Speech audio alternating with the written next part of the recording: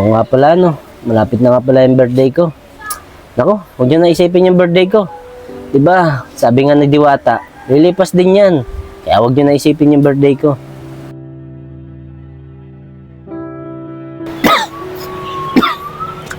Eli, anak. Mga pala, pag dumating yung kuya mo, magsaing na lang kayo, ha. Kasi, pasok na ako sa trabaho. Eh, may papagawa daw si paring Lando, eh. Tay, ubo pa rin po kayo ng ubo. May sakit pa po ba kayo, Tay? Tay, wag ka kaya muna pumasok. Hindi pwede, anak, eh. Eh, malapit na ang Pasko. Ilang araw na lang. Eh, gusto ko sana kayo bilhin ng mga bagong damit, saka mga bagong tsinelas. Para meron naman kayong magandang tsinelas at bagong damit ngayong Pasko.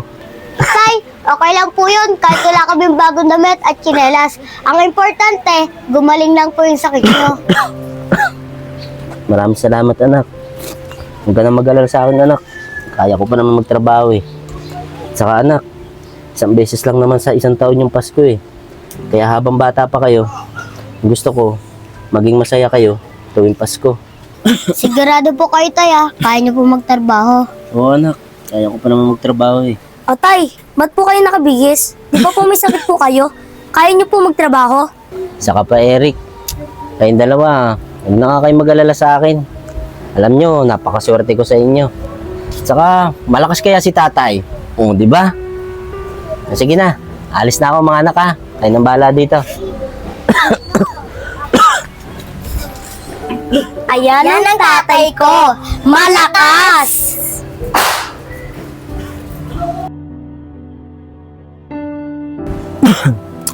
Walang sira na pala yung tsinelas ko.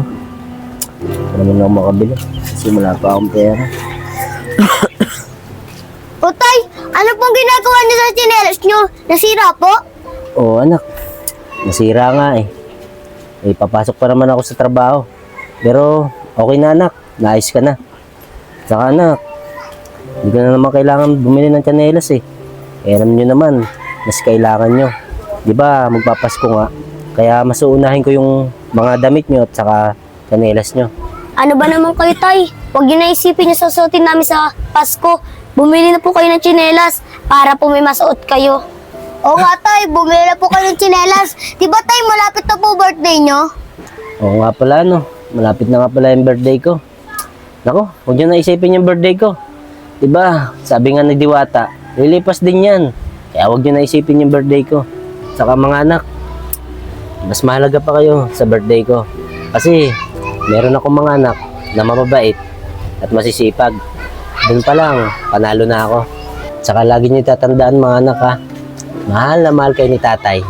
Mahal na mahal din po namin kayo tay. Halika nga kayo.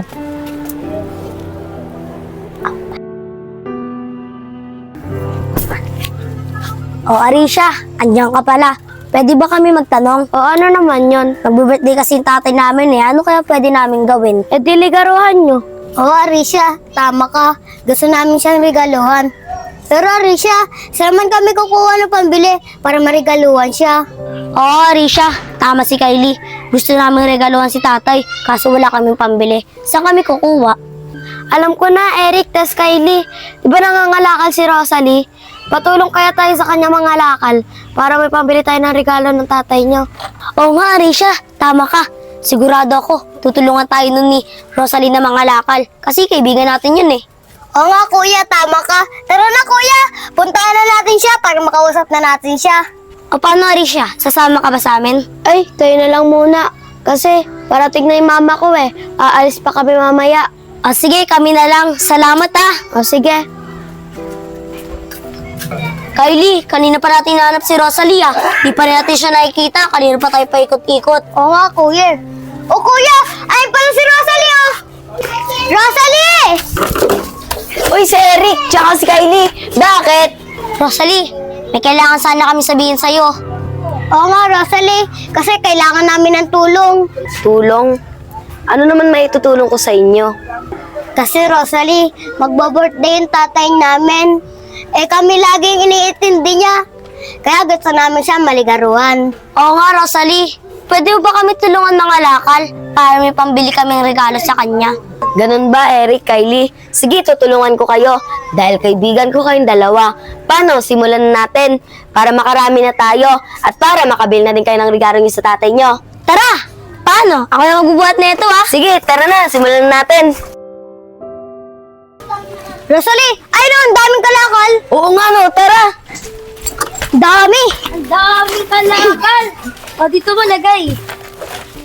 Dami, Kylie. Bili na. Ayun pa!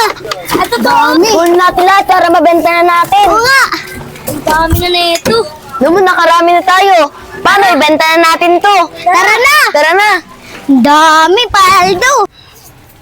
Rosalie, magkano na pagkitaan natin? Kylie, 400 to.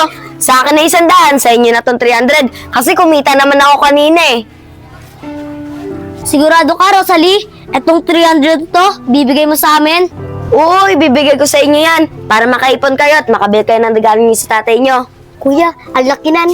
Ayos, makakabili na tayo ng panligaro kay tatay. Kailan ba birthday ng tatay niyo? Sa isang araw pa, Rosalie. Eh di makakasama pala kayo sa akin bukas para maiipon nyo naman panghanda. Oo, tama, Kylie. Sumama tayo bukas. Paano may panghanda rin tayo kay tatay? Tama ka dyan, kuya. Perfect! O paano ba yan? Mauuna na ako ha. Ingatan nyo yung pera niya. Bukas na lang tayo magkikita. O sige, mauna ka na. Salamat dito sa 300, ha? Oo, bye! Bye! Thank you!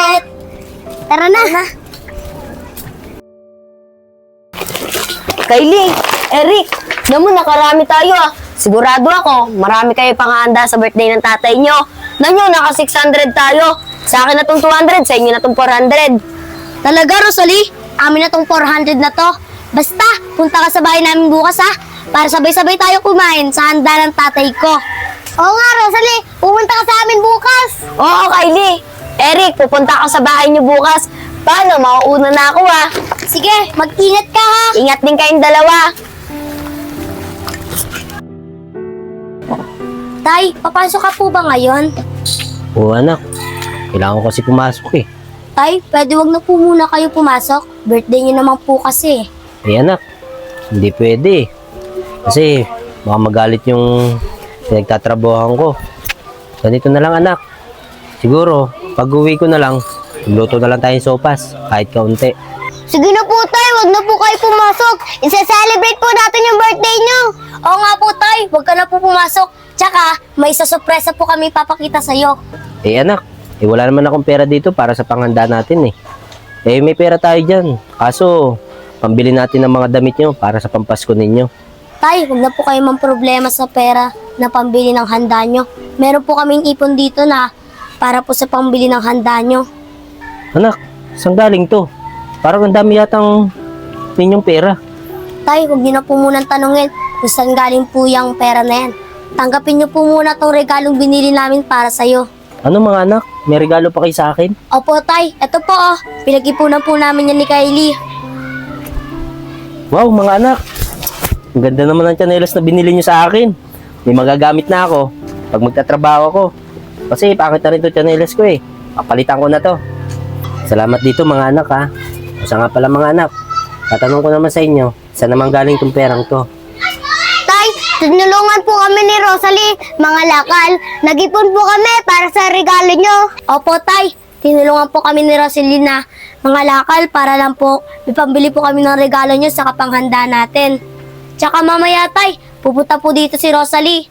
Tama yan anak, papuntahin mo yung kaibigan mo para makapagpasalamat din ako sa kanya. Tsaka dito na rin siya kumain, di ba? Opo, Tay. Para sabay-sabay na po tayo kumain nila Rosalie. Tsaka nga po pala, happy birthday po sa inyo. Happy birthday din po, Tay. Maraming salamat mga anak ha. Napakababait niyo talaga.